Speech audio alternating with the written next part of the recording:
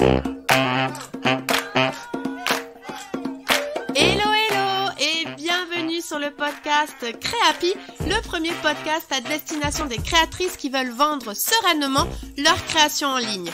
Je suis Marie et je serai ton hôte sur ce podcast. Ma mission, t'accompagner sereinement et dans la bonne humeur pour le développement de ton activité en ligne afin que tu deviennes une créatrice happy et que tu puisses vivre de ta passion. Communication en ligne, réseaux sociaux, boutique en ligne, organisation, stratégie de vente, tous les meilleurs conseils te seront donnés et décryptés. Alors, installe-toi confortablement et c'est parti pour l'épisode du jour. Hello et je suis ravie de te retrouver dans ce tout nouvel épisode de Créapi. Et cette semaine, je vais te parler des réseaux sociaux. Et oui, les réseaux sociaux sont un levier très important pour la visibilité en ligne de ta marque. Et d'ailleurs, dans les prochaines semaines, il y aura d'autres épisodes de podcast qui seront dédiés à la communication sur les réseaux sociaux en tant que créatrice. Mais avant, je voulais te livrer mes prévisions sur ce qu'il allait se passer sur les réseaux sociaux en 2022.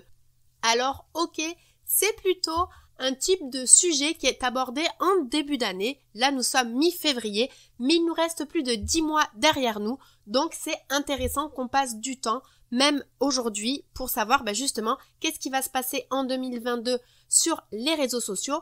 Et alors, j'en avais déjà parlé sur un post Instagram, mais là, je voulais vraiment développer un peu plus le sujet et surtout faire un focus sur 3 prédictions, car en plus, ce sont des prédictions qui ont été confirmées par des CEO comme Adam Mosseri, qui est donc le patron en fait d'Instagram.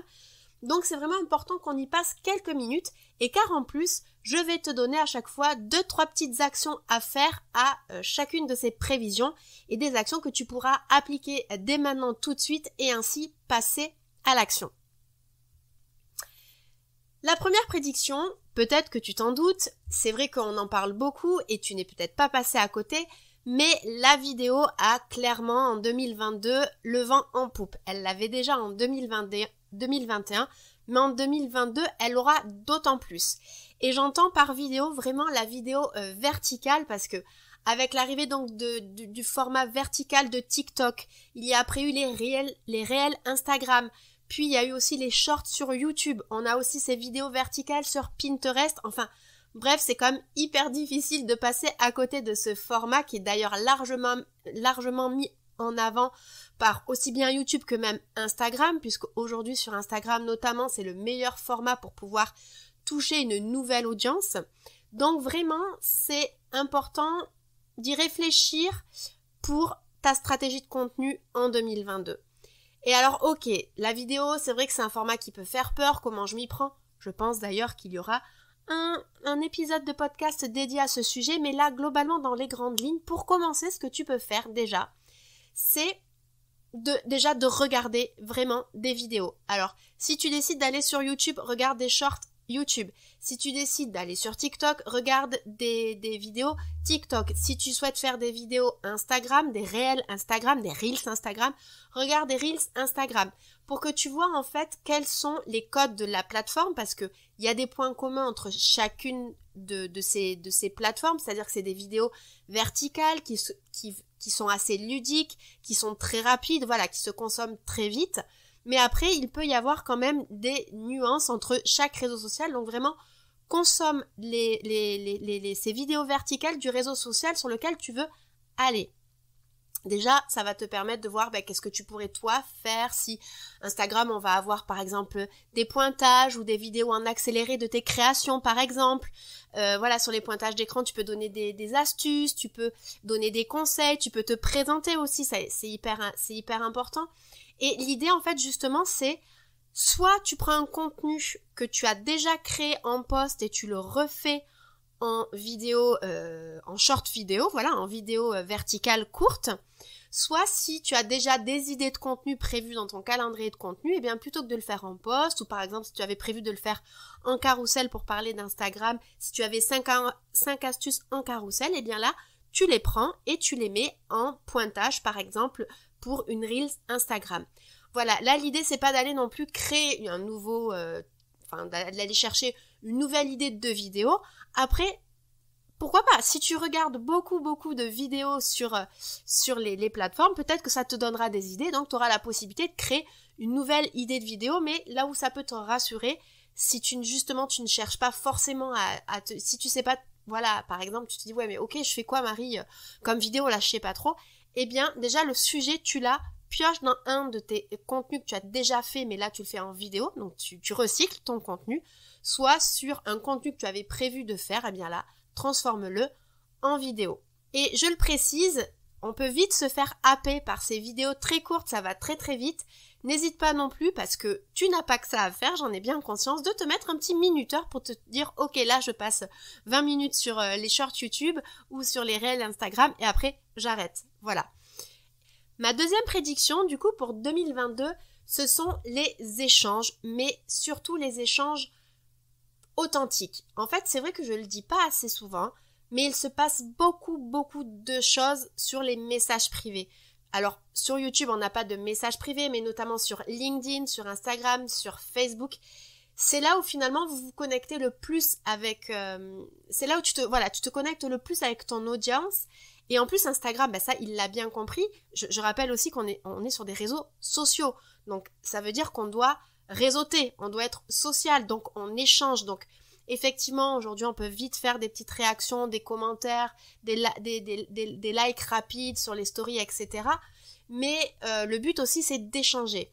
Et donc, ça, Instagram, il l'a bien compris, puisqu'en plus, ils souhaitent connecter vraiment toutes leurs solutions de messagerie entre Messenger, Instagram Direct et WhatsApp, pour que justement notre expérience entre utilisateurs soit la plus utile et la plus efficace, parce que c'est vrai qu'on en a un petit peu de partout, dès qu'on rentre un petit peu dans la sphère Facebook, Instagram, et là tout serait vraiment centralisé.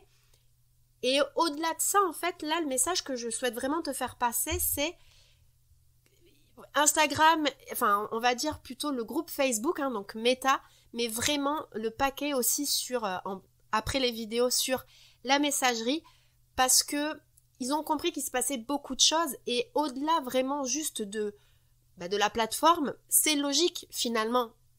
Quand on va dans un magasin et que vous vendez par exemple un t-shirt, eh bien ça se passe pas au milieu devant tout le monde. Enfin, il peut y avoir d'autres personnes dans la boutique, mais ça se fait en one-to-one, en direct, tout direct, quoi. Une personne entre une personne, un vendeur avec toi qui vas acheter. Donc là, en fait, c'est pareil. Et c'est vrai que je sais pas aujourd'hui vous comment ça se passe dans vos messages, mais c'est vraiment intéressant de pouvoir aller ouvrir les discussions au-delà d'une simple réaction à une story. C'est vraiment utiliser la messagerie Instagram, donc, ou même Facebook, Et donc là, par exemple, ce que tu pourrais faire, c'est déjà dire bienvenue à toutes les personnes qui viennent s'abonner à ton compte. Un petit message, coucou, j'espère que tu vas bien. Ça aussi, j'en parlerai dans un prochain épisode. Mais voilà, un petit coucou, comment tu vas? Merci de t'être abonné. Si tu as des questions, n'hésite pas, je suis disponible. Vraiment aussi dans tes posts, mets des appels à l'action en disant n'hésite pas à venir me voir, à discuter en messagerie privée avec moi, je suis disponible. Tu peux même aussi le mettre sur tes mails, par exemple, si tu envoies des newsletters. N'hésitez pas à venir me contacter sur Instagram ou sur Facebook si vous avez des questions, je serai ravie d'y répondre. Il faut vraiment ouvrir la discussion sur la messagerie. C'est là où tu te connectes au mieux avec ton audience, là où elle va avoir un petit peu plus confiance en toi et où finalement la conversion pour l'achat sera facilitée. Dans le côté aussi échange authentique, je profite aussi de cette deuxième prédiction pour ouvrir tout ça à l'authenticité plus globalement, pas que sur les échanges. Mais c'est vrai qu'aujourd'hui, on a aussi besoin de se connecter à la marque, à qui elle est et au créateur qu'il y a derrière. Donc vraiment, n'hésite pas à montrer un petit peu tes backstage, qui tu es. Ça aussi, ça va être un levier important. Ça l'était déjà, mais ça va être intensifié encore en 2022 avec la crise que l'on vient de vivre aussi. On a envie de se connecter, de savoir à qui on achète, pourquoi, est-ce qu'on a des points communs avec cette personne. Donc vraiment ne pas hésiter à montrer tes backstage, à montrer un petit peu qui tu es. Je ne dis pas non plus forcément de te montrer en vidéo, même si la vidéo, je le disais tout à l'heure, en format vertical est intéressante, mais tu n'es pas obligé de te montrer. Et pareil pour dévoiler par exemple en story tes backstage ou même sur Facebook avec des posts auprès de ton audience, et même sur LinkedIn, ça fonctionne aussi de dire qui on est, même si c'est une sphère un petit peu plus professionnelle, pourquoi pas. Donc vraiment c'est de pouvoir mettre un visage sur le nom d'un créateur. Aujourd'hui, c'est fortement recommandé en 2022. Et enfin, la troisième prédiction, on va dire qu'on va rentrer dans un sujet un petit peu plus technique, c'est ce qu'on appelle le social commerce. Le social commerce, on en parle déjà depuis plusieurs années, on dit toujours que ça va être l'année du social commerce, on le disait déjà en 2020, en 2021.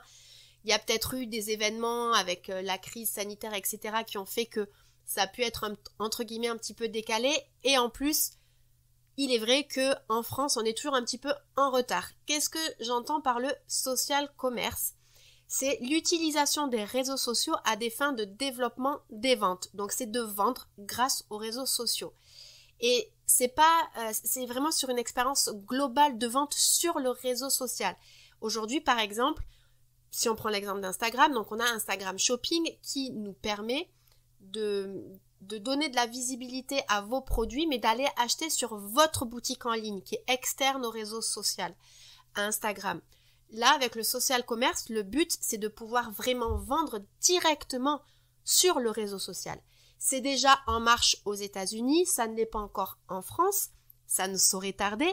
Et du coup, là, entre guillemets, mon appel à l'action, enfin en tout cas, l'action que je pourrais vous donner, le petit exercice, c'est que il faut que tu sois prête. Donc déjà, si tu écoutes ce podcast, c'est que tu as l'intention de le faire. Et surtout, le jour où ça sera enfin disponible, de pouvoir avoir vraiment cette expérience d'achat directement sur la plateforme, tu le sauras. Soit je te l'aurai communiqué sur Instagram, soit il y aura un épisode de podcast qui parlera de ça. Donc voilà, alors par rapport à ça, du coup, l'exercice que je te propose, alors là techniquement on peut pas faire tant que c'est pas disponible, on peut pas faire quelque chose, mais l'expérience d'achat, en fait, grâce au social commerce, grâce au fait qu'on puisse acheter sur les réseaux sociaux, l'expérience d'achat, elle va être beaucoup plus émotionnelle et la relation des internautes avec ton produit sera renforcée. Donc c'est vraiment le moment aujourd'hui d'aller vers ton audience. On revient finalement sur la prédiction numéro 2, donc vraiment d'échanger avec elle, mais aussi de comprendre pourquoi elle achète à toi, vraiment qu'est-ce qu'elle retire de son expérience d'achat avec toi pour que justement derrière tu sois prête après pour renforcer tout ça. Donc par exemple, tu peux demander à ton audience pourquoi ils ont aimé tes produits, pourquoi ils les ont achetés à toi et pas à quelqu'un d'autre, quels sentiments ils ont ressenti en achetant ton produit et quel problème ton produit est-il venu résoudre. Et là, je vous vois peut-être me dire, mais Marie, je vois pas en quoi ça vient résoudre quelque chose. Et en fait, vous seriez vraiment surpris des réponses. Par exemple, voilà, vous me dites, je vends des bijoux, je viens pas répondre à un problème particulier. Et en fait, si complètement, ça peut être un bijou peut-être pour un événement particulier très important pour la personne, donc elle a été rassurée, elle a été soulagée. C'était là pour marquer le coup, on voulait une belle pièce, on voulait se faire plaisir. Si c'est un bijou fait main, la personne, elle recherche le Made in France, donc elle est dans une démarche de consommation plus responsable. On peut aussi venir chez vous parce qu'on veut vraiment avoir un bijou unique qui représente vraiment bien la personne avec une pierre particulière, un matériau particulier. Et en fait, voilà, tous ces éléments de langage, ils seront vraiment à reprendre dans vos éléments de communication, sur vos visuels, sur vos phases d'accroche, dans vos objets d'email, dans vos descriptions de posts sur Instagram, Facebook, etc.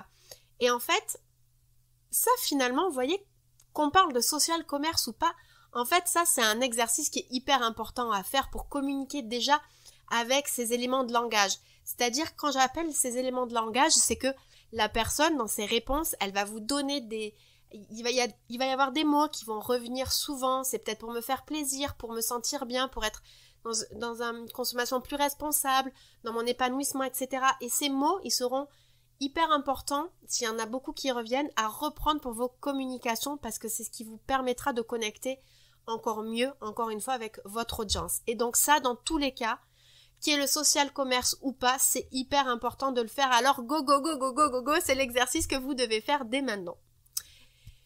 Je te rappelle qu'une version écrite de cet épisode est disponible sur mon blog. Le lien vers l'article du blog est dans la description de l'épisode. Et donc tu retrouveras les quelques questions là que je viens juste de te citer précédemment que tu pourras demander à ton audience. Alors idéalement, il vaut mieux le faire par téléphone.